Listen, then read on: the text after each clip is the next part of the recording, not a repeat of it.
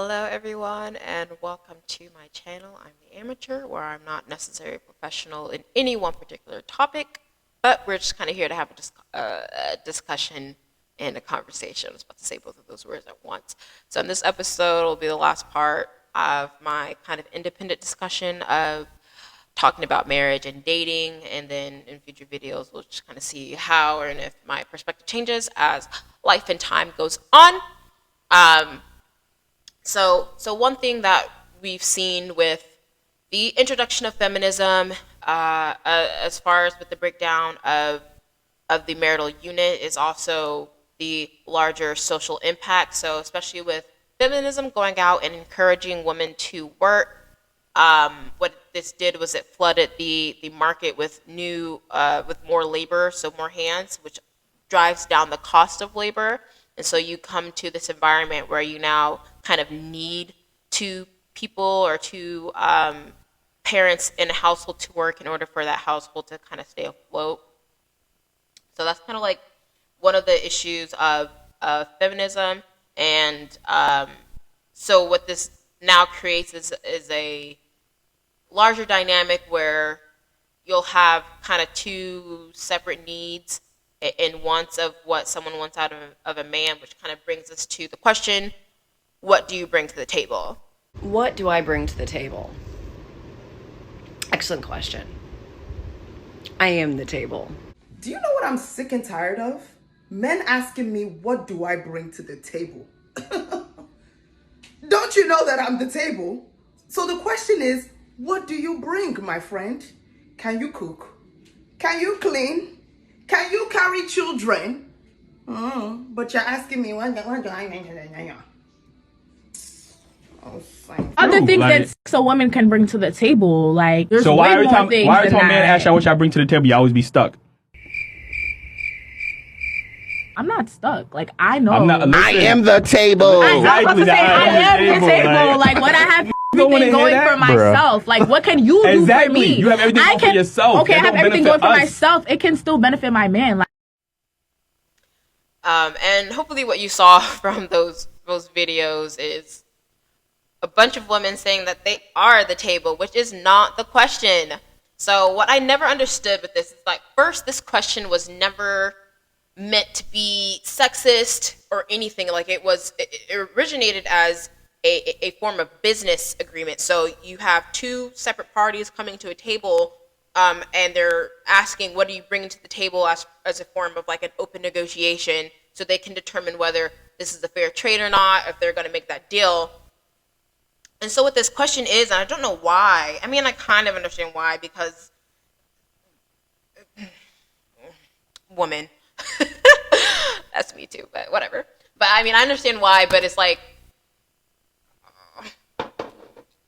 this isn't necessarily a question that you need to get offended by or feel like personally attacked if this conversation does end up happening. Like, some people are just kind of blunt with this question, but you should naturally be doing this when you're discussing a relationship of what you want versus what you don't want.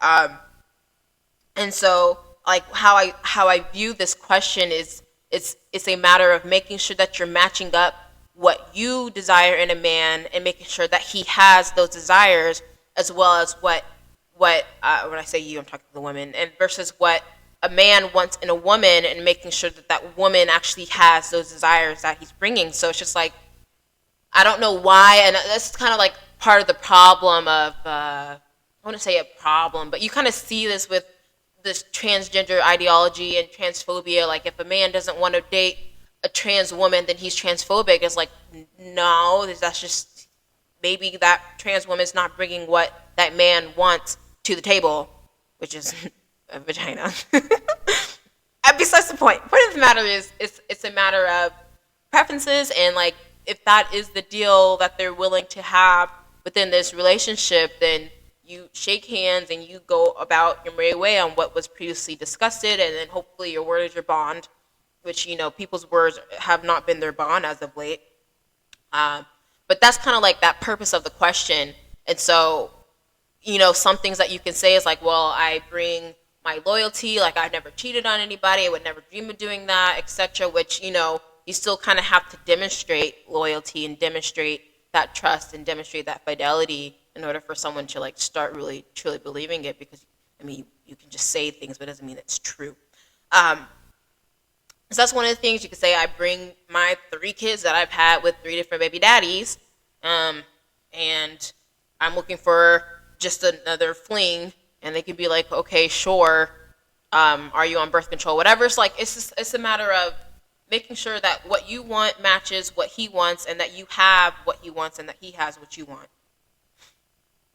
Said a lot of words there. Hopefully, they all make sense. Point of the matter is, what do you bring to the table? What is it that you're offering or want to offer to this relationship? It can't just be yourself, because that's like, I mean, it can. I mean, it actually can. You can say I'm just bringing myself, just my body, and that's it, and nothing more. And that could be completely on the man. If he's like, well, if that's all she has to offer, then sure.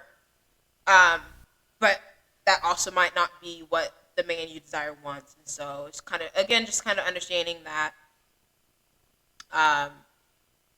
the dynamic and the give and take relationship of the give and take nature of a relationship. So the table is already there. You can't be the table. He doesn't want 2 tables. He wants to know what is going to be put on the table. So that's just kind of my grievances there. But I think as far as with what we see in the dating world, this kind of be my last take before I let go of this topic, is just to make sure that you're matching your ideals. And this is kind of something that I noticed with, I think it was something about Creflo Dollar, his the pastor that preaches down in Atlanta. That's he was my pastor. So he called out Kevin Samuels or something like that and said, "Don't you degrade, blah blah blah," talking about yourself. But I think the problem with that is that Kevin's audience, or Mr. Samuels, I don't know how to call him, his audience and Creflo Dollar's audience are 2 separate populations. And so, I mean, I know a lot of men run from the church because of what the church calls of them, and that kind of, like, it does have a higher calling on men than the world does.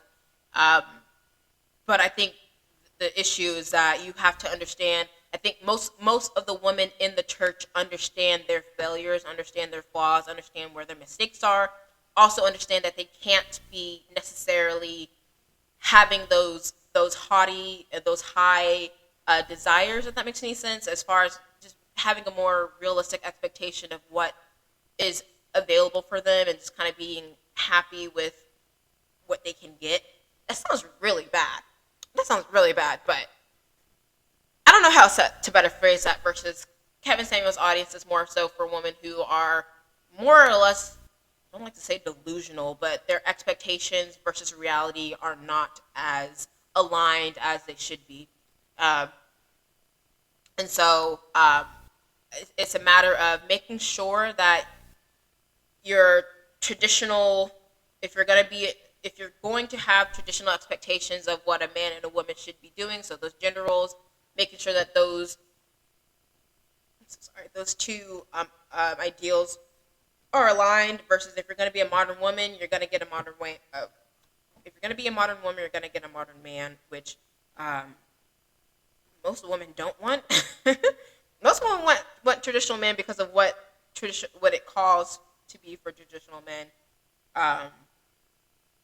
But yeah, so I just think those ideals are misaligned, and I can't remember. It was somewhere that I read, and I'll probably put it in the little blurb below. But something about saying about if most women knew what feminism actually called for, they wouldn't want to be feminism. It's like, I mean, honestly and like realistically, I mean, I'm a working woman, whatever, I got a job.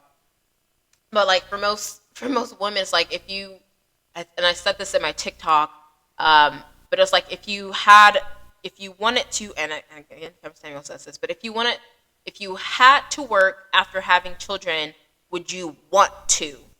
And so, like, would you want to have to work after having children?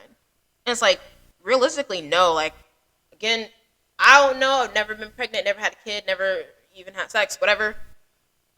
But it's like, I understand that pregnancy puts a huge toll on a woman's body. That takes some recovering. And so, especially in that phase, especially if the company is not willing or ready to support a working woman who has become pregnant, and so they don't want to pay her for not working, because, like, who does? Like, that's a business loss, honestly, or a liability.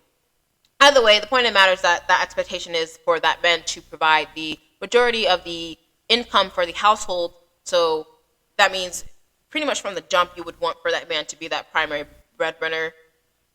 In order for a woman who wants to have kids with the person that she is married to, because that would be the ideal relationship, that you're not having a child out of wedlock, to ensure that that child is growing up in a two-parent household. But yeah, most women would be like, no, I don't want to have to work directly after having a baby.